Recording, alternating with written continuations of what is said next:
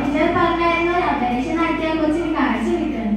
പക്ഷെ നല്ല കാശ് വേണമെന്നാ പറഞ്ഞത്. മകളെ വിഷമിക്കണ്ട കേട്ടോ.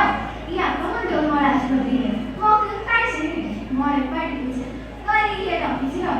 ഈ കാര്യമില്ലേ ആദ്യത്തെ ഡോക്ടർ എങ്ങനെ ശരിയാണോ? ഞാൻ ഡോക്ടറാകുമോ? എനിക്ക് കാശ് കിട്ടുമോ? ശരിയാണ് മോളെ, നമുക്ക് കാശ് കിട്ടും. മോൾ ഡോക്ടറാകും. എന്റെ എനിക്ക് കൈവെള്ള കൊട്ട എടുത്തോളി. നല്ല കാറ്റാണല്ലോ. മഴ വരുന്നുണ്ടെന്നാണ് തോന്നിയത്.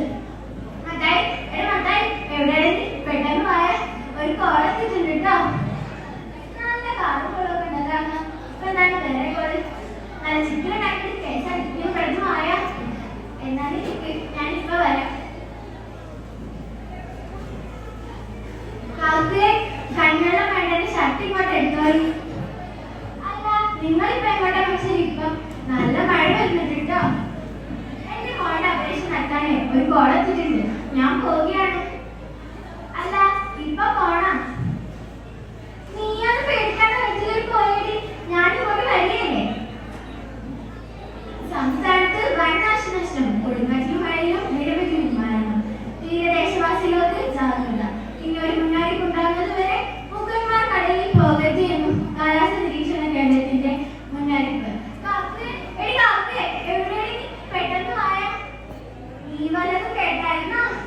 കടലിൽ പോയ മുഖന്മാരെ കാണുന്നില്ലെന്നാ, വെള്ളം മുങ്ങിയെന്നാ, കടലച്ചടി പുറകോട്ട് പോയെന്നാ ഇപ്പൊ രാഘവൻ പറഞ്ഞത്.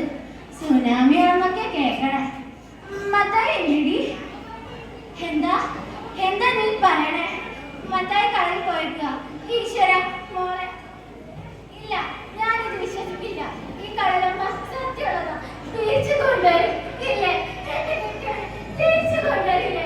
നമുക്ക് ആവില്ല. തിരിച്ചു കൊണ്ടുപോവാ.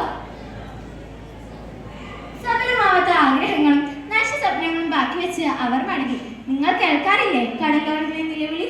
വേദനിക്കുന്ന ആ കുടുംബത്തിനൊപ്പം ഒരു നിമിഷം നമുക്കും പങ്കുചേരാം. അവർക്കായി പ്രാർത്ഥിക്കാം. നന്ദി, നമസ്കാരം.